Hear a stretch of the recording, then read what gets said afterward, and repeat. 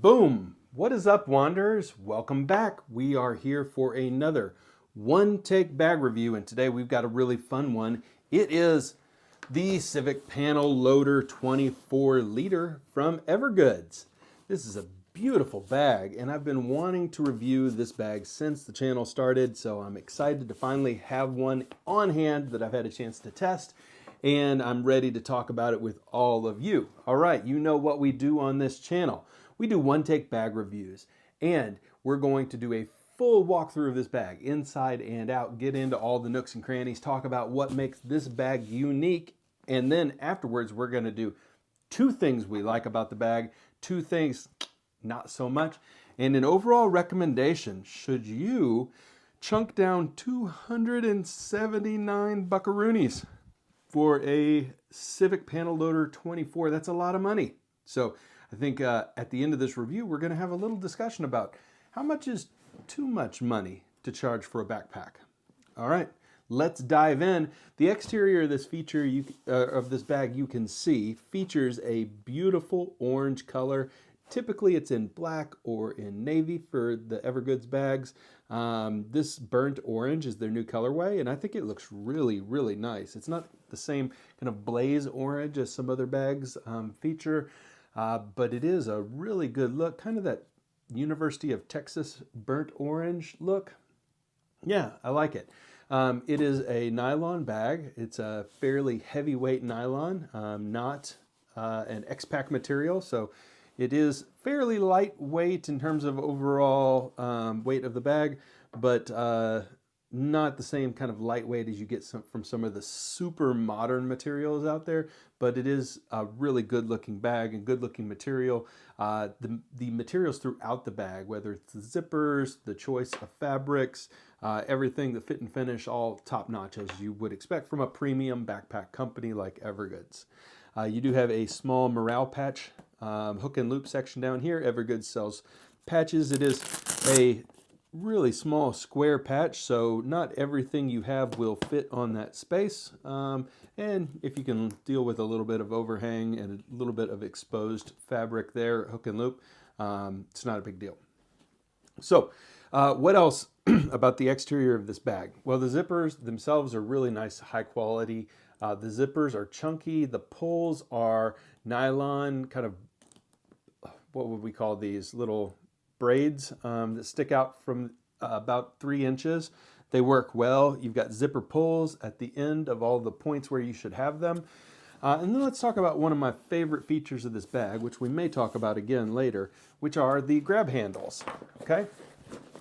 Really wide grab handle that runs almost the whole length of the bag here, and then a really wide grab handle on top as well that runs, again, almost the whole length of the bag, or width of the bag in this case. Really, really nice. There are no water bottle pockets on this bag. There is no slip pocket on the side, so you need to be aware of that. On the back of this bag, we got a lot to talk about. So the first thing we need to talk about is that, yeah, there are attachment points. There is a nice sternum strap, not a fidlock, so just your normal kind of plastic buckle back here. Plastic hardware throughout on the back harness. The harness itself is a really pleasant shape to wear. You can see it's contoured and it fits really, really well in practical usage. The real star of the show, though, is this situation. So take a look at what they've done here with this back panel. So it's got diagonal kind of quilting.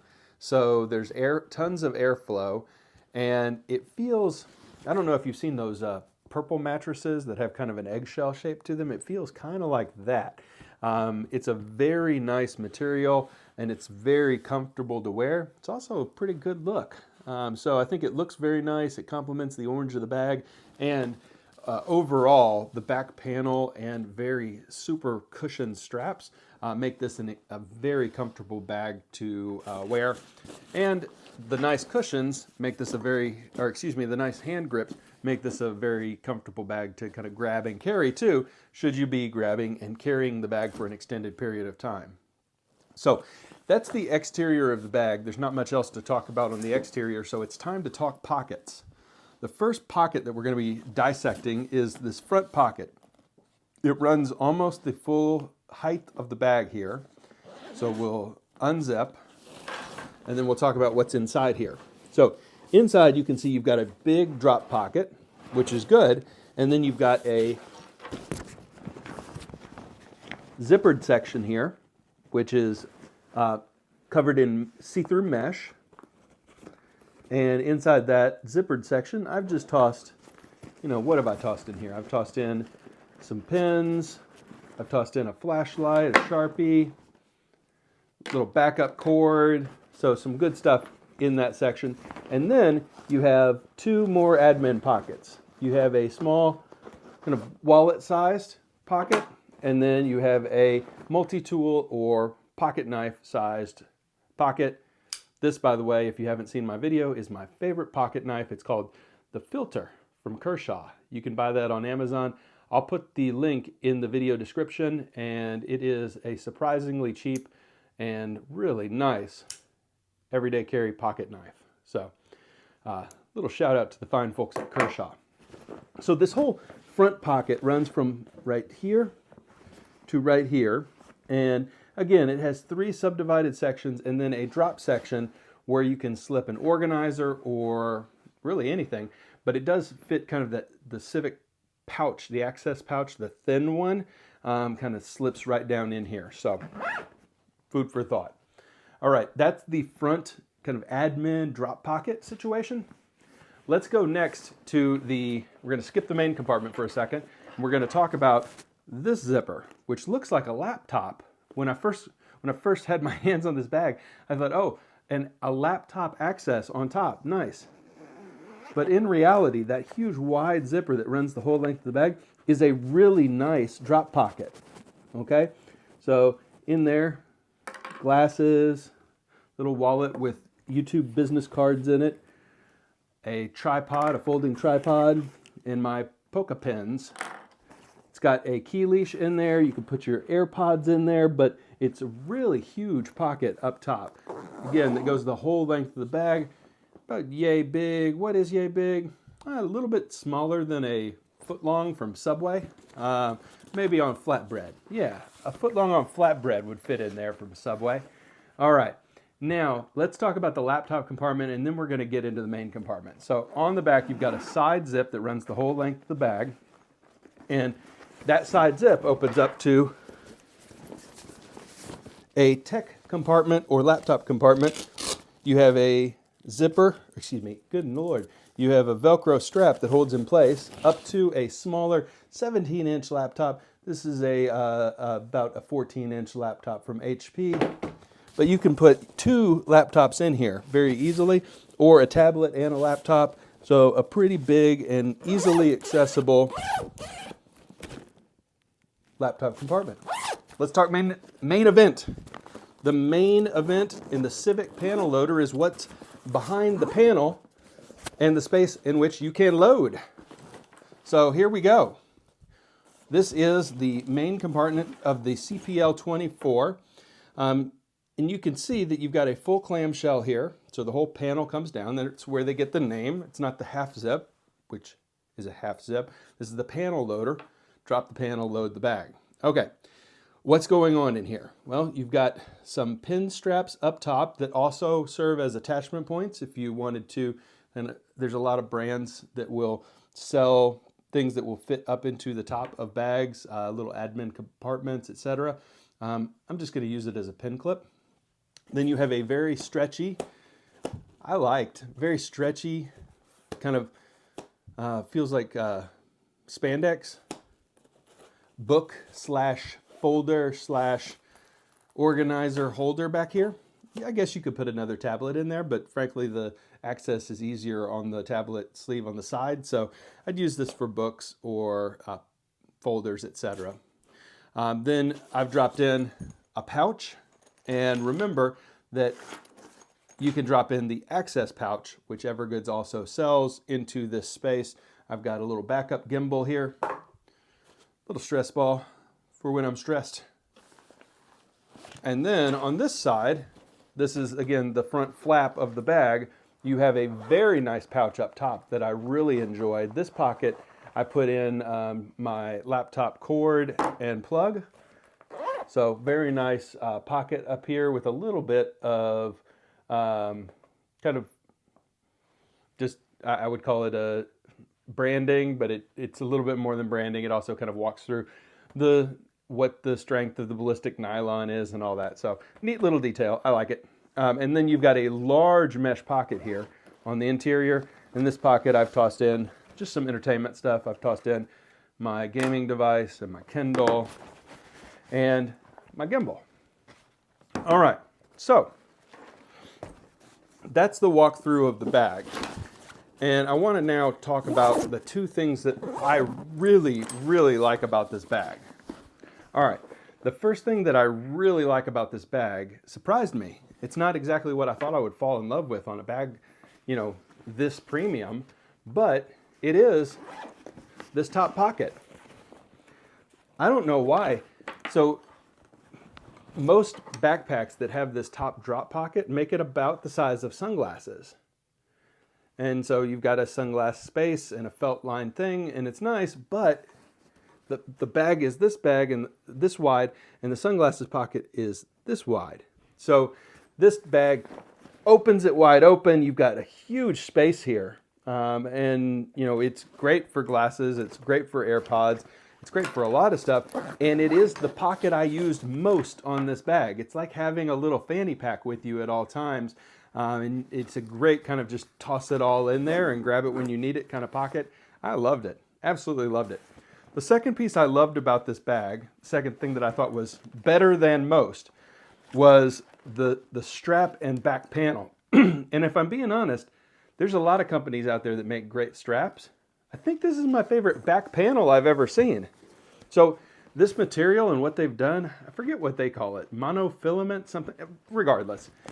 They've got their branding name for it. I say it's super comfortable. I say it feels kind of honeycombish underneath here. Again, that I think about those like purple mattresses, but it feels really nice to wear. So tactilely, it's fun to just screw around with, but it's also, it reminds me of kind of like the first time that you ever touch memory foam and you're like, oh, that's nice.